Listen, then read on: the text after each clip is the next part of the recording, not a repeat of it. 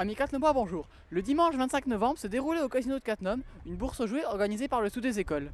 Ainsi, de nombreuses personnes ont pu acheter les jouets qui leur plaisent, vendus par ceux qui n'en veulent plus. Tu vends tes jouets, tu les vends pourquoi? Parce que j'en ai ras-le-bol des vieux et d'avoir des plus nouveaux. Parce que quand on est grand, on n'aime plus les jouets de petits. Pour m'en débarrasser.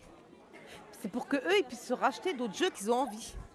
Pour faire de la place chez moi, et s'ils partent pas, je les donnerai à un hôpital. Et est-ce que c'est difficile de se séparer de ces jouets? Ça dépend. Ça dépend lesquels. Grâce au Sous des écoles, les jouets ont droit à une deuxième vie. Cette bourse permet à chaque participant d'y trouver son compte, aussi bien pour les vendeurs que pour les acheteurs. Vous avez vendu quoi pour l'instant? On a vendu pas mal ce matin, ouais. On a vendu pas mal d'hélicoptères, en fait, d'objets, plus d'objets que de jeux. Là, en fait, il reste surtout les jeux, quoi. Mais ce matin, on a vendu les avions, les choses comme ça, quoi, les bateaux. Et vous trouvez quel avantage justement à acheter ici? C'est pour le prix et la qualité des produits. La qualité serait peut-être mieux en magasin, non? Non, c'est quasiment des produits neufs. Vous n'avez pas peur d'une différence de qualité? Non, ça j'ai pas peur, mais c'est une bonne qualité. Le papier, comme vous allez acheter dans le grand magasin, vous n'avez pas en dessous de 30 €. Et là, j'ai pour 2 €. En cette période de fête où l'on parle forcément de pouvoir d'achat, la bourse aux jouets reste donc un bon moyen pour les ménages d'acheter malin, pas cher, et de sortir de l'enclave marketing et commerciale des grandes enseignes.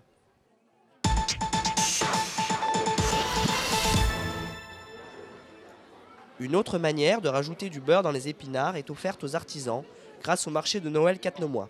Travailleurs sur bois ou sur verre, peinture, experts en couture ou broderie, toute personne habile de ses mains peut vendre ses créations grâce à Cattenom Loisirs Culture. Est-ce que c'est dur d'organiser un tel événement? Oui, et sans tous les bénévoles qui sont là, on ne pourrait pas le faire. Parce que ça comprend la pâtisserie, la buvette, donc là il faut beaucoup de monde. Il faut du monde aussi pour préparer le char, pour le monter, pour le démonter, pour mettre les tables en place, pour démonter les tables, pour vendre les gâteaux, pour s'occuper des enfants pendant le char, pour s'occuper des artisans qui sont là, pour faire les sandwichs. Donc il y a plein de monde qu'on ne voit pas mais qui opère quand même. Et voilà. Donc sans eux, on ne pourrait rien faire. Pourquoi vous le faites en même temps que le Saint-Nicolas? Justement pour que ce soit plus convivial et par rapport à la fête de Saint-Nicolas qui passe dans le village et qui permet après de venir aussi faire un petit tour pour éventuellement faire ses petits achats de Noël.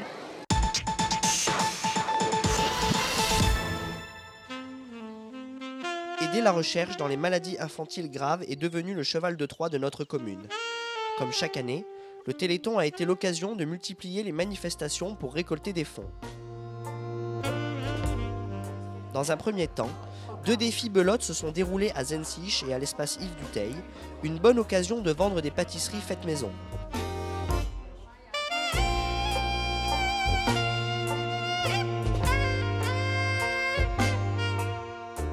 Dans un second temps, des dons ont été récoltés pendant le challenge du judo club au dojo. Il y a deux choses. Il y a déjà dans le dojo, il y a donc des affiches et on invite les gens, les parents à donner. On a fait une petite urne près du stand boisson. Et on participe également d'une deuxième façon, d'une deuxième manière. On a un stand également lors de la marche nocturne. Temps fort de ce téléthon, la vente de lampions au gymnase qui a permis aux familles d'effectuer une marche nocturne où de nombreuses surprises les attendaient. Vous trouvez ça bien d'avoir organisé une sortie comme ça au lampion? Oui, c'est original, c'est la première fois qu'on faisait ça, c'est rigolo. Ça fait un peu d'animation et puis ça change. Quelles activités vous avez fait sur votre chemin avec vos enfants? Alors, le chamboule-tout. Après, on a eu quoi? Un questionnaire, j'ai oublié. Et puis là, maintenant, avec les franco-polonais, un petit jeu de bois, apparemment sympathique. Vous avez gagné quelque chose à chaque activité? J'ai remis un petit morceau de mon génome pour finir après au gymnase, à voir ce qu'on aura à la fin. C'est une bonne initiative, je pense que c'est ludique à la fois pour les enfants et puis c'est utile, donc c'est une bonne initiative. Il y a pas mal de gens qui sont passés, ils sont tous très intéressés. Ils copient un peu les uns sur les autres pour savoir les réponses. On a prévu donc 5 stands sur le parcours. 5 stands, pourquoi? Parce que 5 barrettes au génome. Donc le but étant à chaque stand qu'il y ait un jeu ou une épreuve de questions. Les enfants et les parents participent, ont reçu leur barrette du génome. Et à la fin, à l'arrivée, là derrière moi, donc on colle toutes les barrettes pour former le génome. Et le lampion, la lumière, ça représente quoi par rapport au Téléthon? Les lampions, ça représente un petit peu d'espoir car tout l'argent de ces lampions va aller à la recherche. Ça m'a rappelé plein de souvenirs parce que quand on était petit, au 14 juillet, on avait toujours des lampions. C'est ça, c'est tout ce que ça m'a rappelé comme ça. Ouais.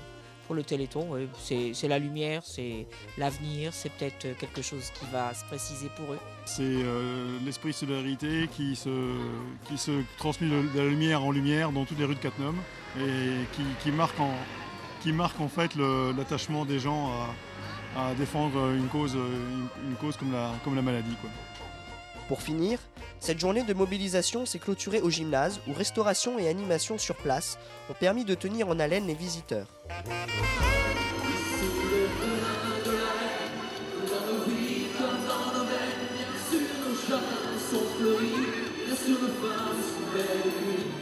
Pour couronner le travail des bénévoles, le représentant de la centrale EDF de Cattenom est venu déposer un chèque de 10 000 €.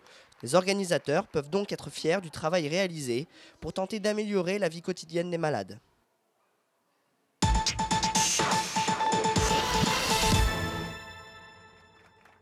Recueillis par nos reporters qui ont bravé courageusement vents et pluies, voici des images et des extraits d'interviews qui clôtureront cette édition du journal Tout en images de Cattenom.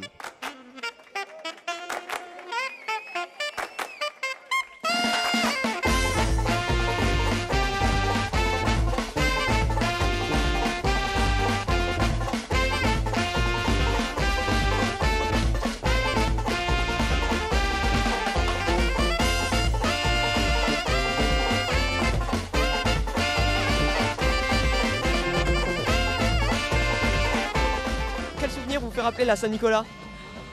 J'avais surtout très peur du père Fouettard. Et puis bon, là il m'a pas vu, j'ai fait plein de bêtises mais il m'a pas vu, donc ça tombe bien. Tout gamin, c'était la frousse du père Fouettard. C'est mon plus gros souvenir de Saint-Nicolas. Et pourquoi vous êtes toujours aussi fidèle? Pourquoi aujourd'hui? Hey. C'est pour elle, elle est là. C'est agréable d'aller voir Saint-Nicolas pour les enfants, de soutenir quand même la ville et les activités de la ville. Pour les enfants surtout, parce que de voir la parade, c'est rigolo pour les enfants et puis ça fait une animation.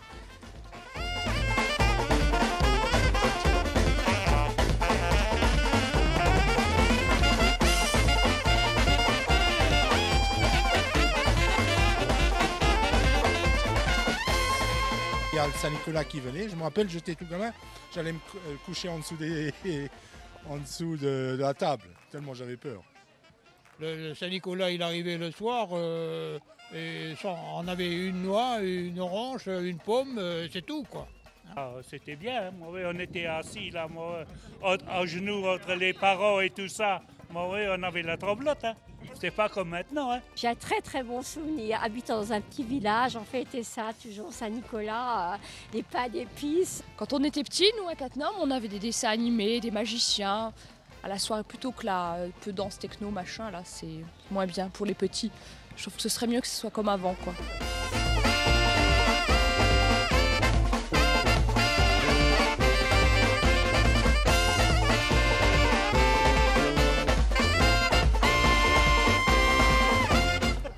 Une fois, il y a 3 enfants, ils sont perdus dans la forêt. Et ils ont vu une maison et il y avait la lumière, alors ils sont allés voir et c'était un boucher. Et le boucher les a fait beaucoup manger, ils se sont endormis, il les a tués et Saint-Nicolas est venu. Il lui a dit: boucher, je sais que tu as 3 petits-enfants. Et finalement, à la fin, il a dit: comment tu sais? Et il a rendu les enfants.